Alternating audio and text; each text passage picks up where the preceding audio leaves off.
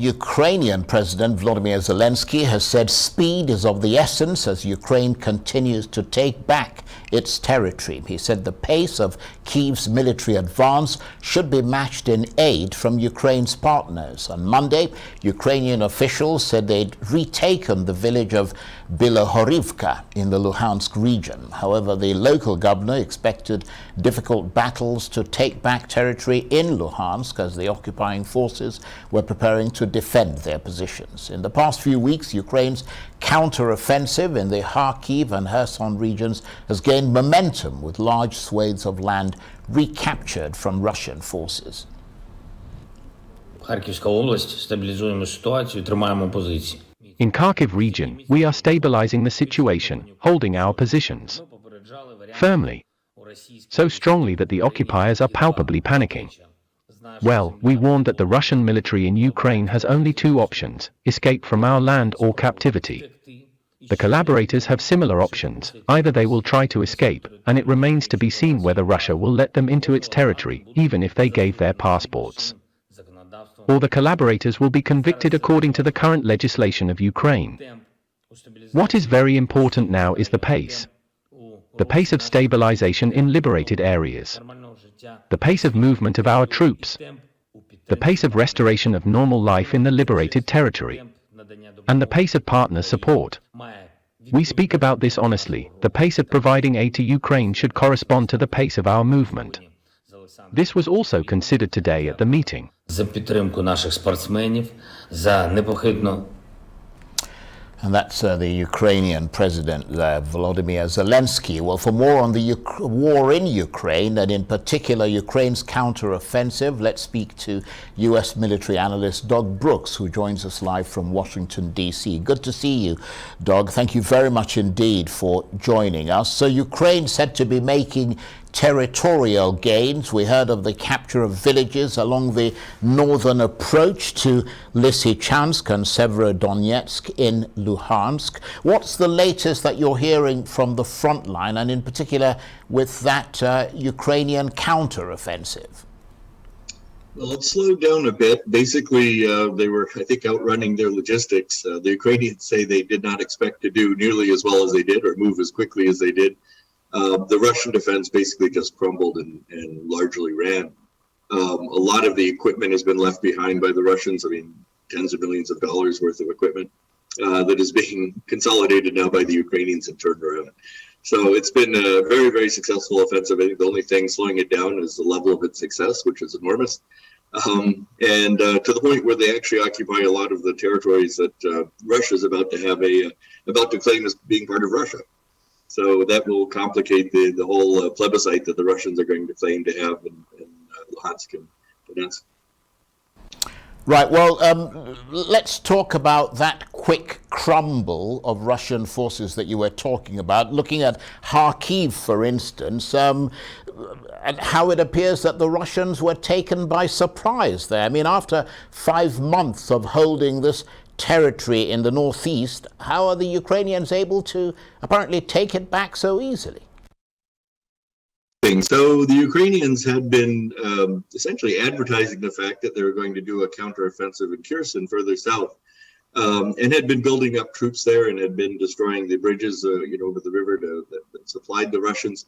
So it really looked like there was going to be an offensive, and in fact there were the Ukrainians very slowly taking village after village, and so there was an offensive going on down there, but everybody was ignoring further north, and that's really where the Ukrainians had their secret punch ready to go, and I think they surprised everyone, including especially the Russians, and moved very quickly. And I think the shock of that attack in an area which had been denuded of troops because the Russians were sending their troops south, meant that the Ukrainians found that they had a very, very easy road ahead. And once they cracked sort of the initial line, the rest of the Russian military up there fled.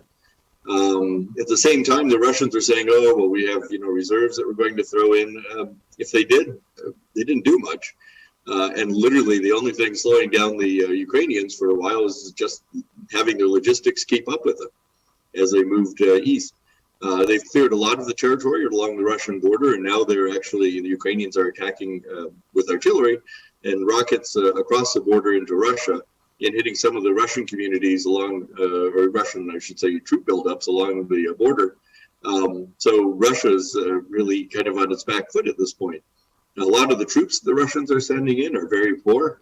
A lot of the ones from the occupied regions are essentially people that have just been conscripted off the street and given a few days of training and then sent to the front. It's kind of sad to see. Well, I mean, it's interesting what you say because, I mean, the issue of referendums appear to be gaining momentum in the areas occupied by Russia. I mean, what do we know about what's happening on the ground militarily, which appear to be resulting in these calls for referendums? So these referendums are supposed to take place in November, and this was the idea that these occupied territories were going to voluntarily become part of Russia, which is nonsense and illegal. But that was sort of the Russian idea. The same thing they've done with Crimea, by the way. Of course, they declared Crimea to be Russian, but no one else in the world other than North Korea and Venezuela, go along with that. So by sort of declaring that these areas are having this fake referendum, they're going to say this is all Russia and that, in fact, Ukraine is invading Russia. It's a bizarre, I think, attempt by Putin to maybe open up some political or some legal avenues that would allow him to mobilize more troops in Russia for the war. But mobilizing more troops is definitely going to be unpopular in Russia. And it's not even clear if Putin will be able to do that, even if he declares these areas are Russia and that Ukraine is all of a sudden invading Russia. And Doug, in terms of what's happening across all those fronts, you mentioned that things were slowing down a bit. I understand that both sides are trying to regroup. Does it make a difference who regroups earlier and faster? I think the Russians are trying to regroup. Essentially, they were routed, and now they're trying to piece back the front line. For the Ukrainians, as near as I can tell, they're just reloading. They're moving up to the front, more troops. They're consolidating the cities and villages they've captured. There's a lot of aid and things going to these liberated towns. So the Ukrainians have a lot on their hands already, but it's only the Russians that are regrouping, and they're trying to find more troops to send to the front. But I don't think it's very popular within the military to be facing the Ukrainians right now. And we'll see where the Ukrainians push hard next and see if it cracks the same way that it did in this last offensive. Briefly, Doug, given the success of the Ukrainians in recent weeks, but also given everything we know about the Russian military and their capability, is this a war that it is possible for Ukraine to win, or would it be extremely difficult to win against a larger, more numerous country? If the Russians were to mobilize their full military, this could be pretty problematic. I think right now there doesn't seem to be much will in Russia or in the Russian military to actually defend these territories that they're occupying right now. The Ukrainians have got to the point in their skills, in their equipment, especially all the equipment from the West, the HIMARS missile systems, things like that, that they're very, very effective in their operations, and facing them without the same kind of equipment and things is near suicidal. It's just, yes, the Ukrainians can essentially retake all their territories, but there's a lot of wild cards still out there. Will the Russians use tactical nuclear weapons or gas? Will the Russians be able to mobilize their troops? I don't know. I think more interesting on the political level is what happens to Putin if he tries to mobilize the entire Russian military and send them down to this meat grinder. Is that going to be accepted by the population? Is that going to be accepted by the leadership in the Kremlin? I think Putin's own position is at risk at this point. Doug, we always appreciate your analysis and your insights. Thank you very much indeed. Doug Brooks is a military analyst, and he was talking to me there from Washington, D.C.